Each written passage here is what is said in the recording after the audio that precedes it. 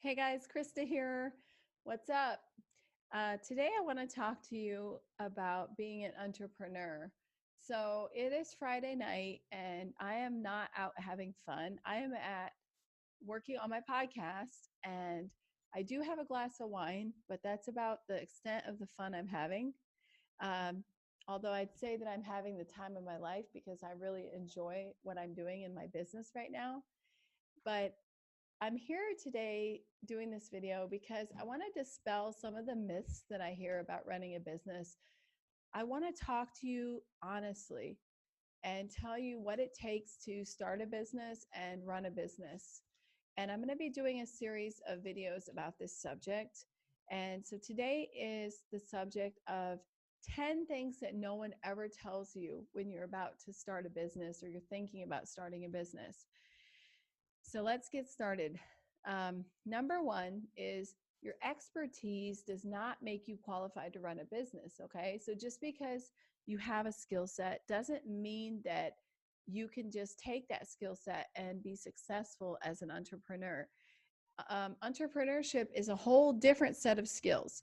So starting up a business and running it, operating it is going to take you into new territory. So, the best advice I can give you is to seek out mentors. And mentors are not the same as coaches. So, coaches can help you with mindset, whereas mentors will take their professional expertise and give you real advice.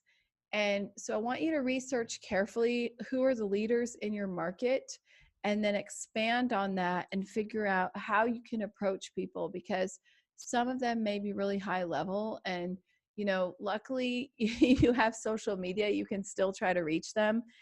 But there may be some that are just one step below the most famous.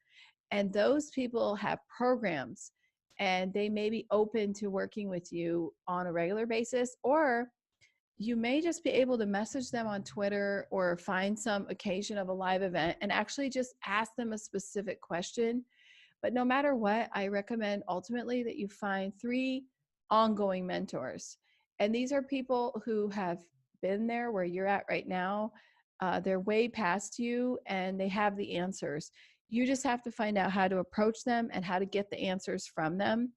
And why should you do three is because there may be different personalities and synergies. So you may really click with one person, or you may find that another of those people offer you the best advice in a certain domain. So by having three, you really make sure that you've always got some answers and some different solutions on the table. Number two is no one's going to tell you, but it is lonely when you become an entrepreneur because you don't have the support system of your 9 to 5 job, which has a built-in social system. So now suddenly all day long, you're just working by yourself, working on your computer. And most small businesses start off at home, working from a coffee shop. And even later on, they usually just have one small office. So it takes a while until you've established yourself before you start hiring people, usually. So that's why the first years, it's important to have a support system. I like to search out like-minded entrepreneurs and connect with them regularly and develop friendships, and also um, get into a good group coaching or group mastermind program for entrepreneurs, because that can really help you from feeling lonely. Your family and friends, they just won't understand what you're going through. Even those who so-called are in business, it's not the same when they have an office full of people or you when you're trying to do something on your own. Number three, it's twice as hard as you think it is. So on social media, we always see a lot of success stories, but we don't see what goes on behind the scenes. And I can guarantee you that all these wonderful stories you hear, for every one of them, there was a lot of hard work that went into it behind the scenes. Number four, it costs money. Now people are talking about, well, all you really need is a laptop and you can be making 6 figures. But I'm going to tell you that that's not really true, because you do have startup costs. You want to open a business, an actual company. So there may be a legal fee involved. There's definitely taxes involved. You may have, you need an accountant.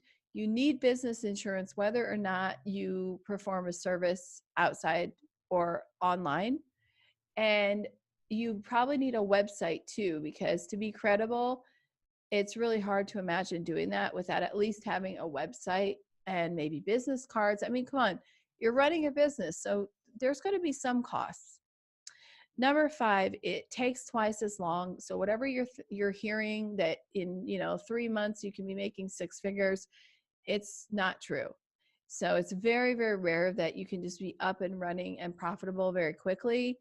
And I do business coaching, business mentorships, and I always advise people to plan 2 years. So year 1 is for building, and year 2 is for growing and tweaking.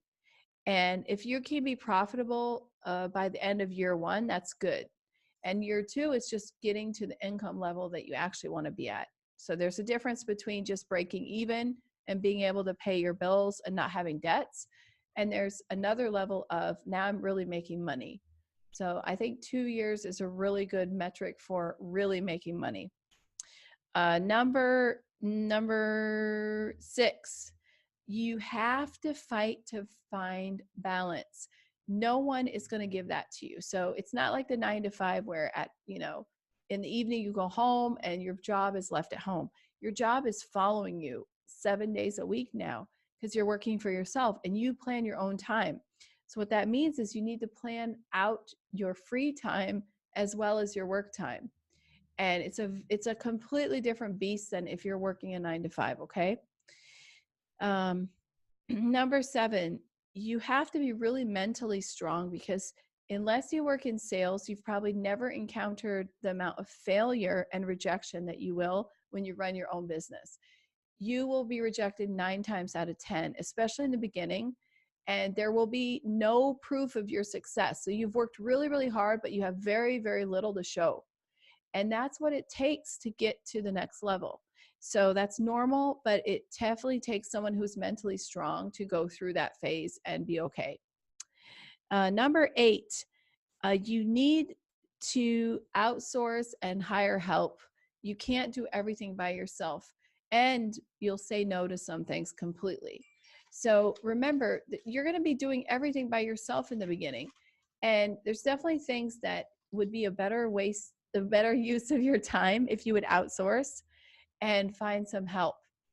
And that's just a fact. In fact, when I coach people, a lot of times I say that now you have to hire someone or else you won't grow. And as soon as you hire someone, even though it's always scary to hire someone, you will get to the next level. Number 9, it's really hard on your relationships. I actually thought a lot about creating some kind of a dating site for entrepreneurs, because it is so hard. Your partner is going to have to be super, super patient with you. It's not at all like coming home from the office. You're going to be thinking about work all the time. You're going to have middle of the night phone calls because you're dealing with someone in a different time zone for your job, for your business, I mean. So your partner has to have a lot of understanding, and you have to be thinking about that before you go into the business. You need to let your partner know what they can expect and work out some kind of agreements. And number 10, I don't want to put a damper on all your enthusiasm, but honestly, only a few succeed in really making money. Businesses go bankrupt every single day. And if you really don't want to be a statistic, you're going to have to put in the work. You're going to have to be in it for the right reasons, and you're going to have to be mentally strong. So if you can do those things and you've got the support system in place, you've got a good tribe of mentors in place, you should be just fine. But it definitely doesn't seem that hard from the outside until you try it. And those are the 10 things I wanted to talk to you guys about today that not many people are out there glamorizing, because this is the behind the scenes stuff that people aren't talking about. But it's absolutely true. So I want to do a series of videos about what it's like to be an entrepreneur, and this is just one. So if you like this, please give me a like and subscribe. And also leave in the comments any questions you have or any topic requests that you have that I can talk about in upcoming videos. Thanks for watching, guys. And if you hang in there and you're ready to put in the work and you've got something real in your heart that you want to get out to the world, you will succeed.